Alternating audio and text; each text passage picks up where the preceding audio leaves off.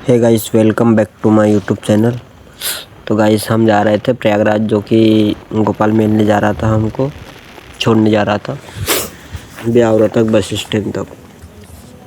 तो भाई मैं मामा जी शांत हो गए थे ना, उस वजह से। तो फिर हम गाड़ी में बैठ जाते हैं, और जिया जी थे जो, और एक भैया था मामा जी का लड़का। तो हम तीनों बैठ जाते हैं गाड़ी में, जो कि सीट भी बहुत अच्छी मिली थी हम तीनों को। और इसके बाद में फिर हम सो जाते हैं, और फिर उतर कर प्रयागराज पहुंचने के बाद में भाई हम बैठ जाते हैं, जो कि पंडित जी थे उनसे बातचीत करने लग जाते हैं, भाई कहाँ पे चलना है कहाँ पे नहीं। तो बताने लग जाते हैं कि चलो मैं बताता हूँ आपको कहाँ पे चलना है। तो फिर हम आ जाते हैं, और पंडित जी से बात करने के बाद में फिर हम रिक्शे में बैठ जाते हैं, वो बताते हैं उसी तरह।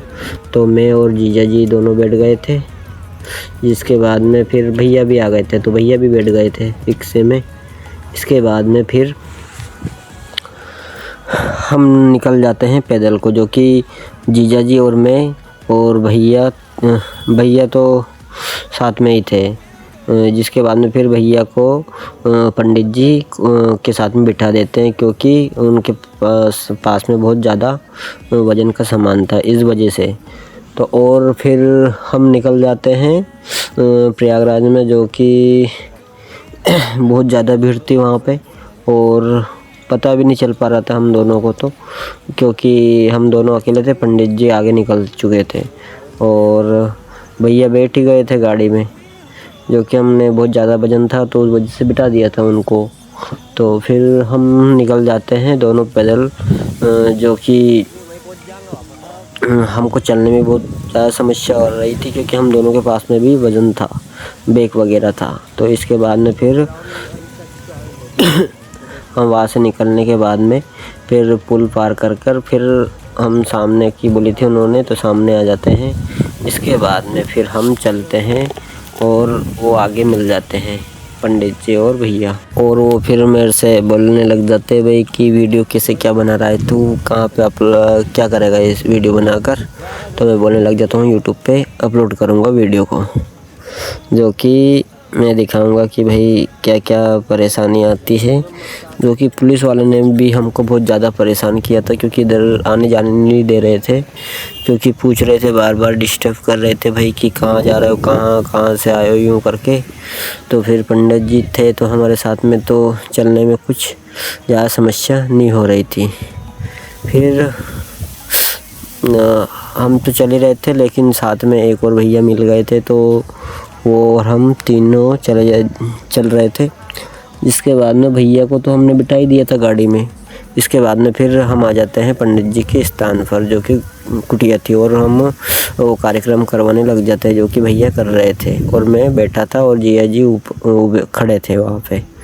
तो कार्यक्रम का भी कार्य पूरा संपन्न हो ही गया था लगभग। तो फिर भैया उससे बोलते हैं, भाई कि चले हम नहाने, और मेरी भी बाल बनवाए थे, तो मेरी भी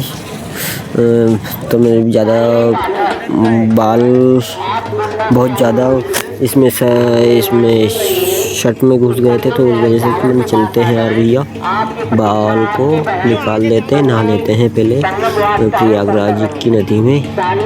तो हम पहुंच जाते हैं, लेकिन इतनी ज़्यादा भीड़ थी ना भाई, नहाने की जगह ही नहीं मिल रही थी, क्योंकि पता नहीं, क्योंकि माघ मेला लग रहा था ना, उस वजह से। तो फिर हम चल तो रहे थे, लेकिन समस्या इतनी ज़्यादा आ रही थी कि नहाए कैसे, कहाँ पे नहाए। तो भैया ने बोला चलो एक साइड पे चलते हैं, लेकिन मैंने बोला, लेकिन इतनी नावें थी ना भाई, और कचरा साफ भी कर रहे थे साथ साथ में। साफ़ सफाई तो इतनी थी, लेकिन आ रहे थे जा रहे थे, तो मना कचरा भी बहुत ज़्यादा हो रहे थे।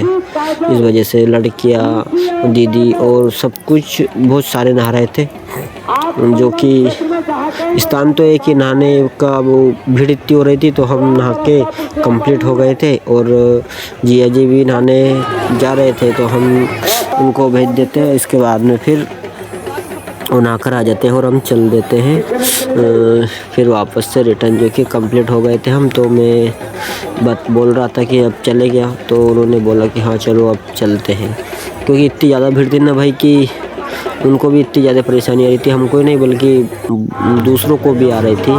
तो क्या करें, फिर हम चल देते हैं घर के लिए। Thank you.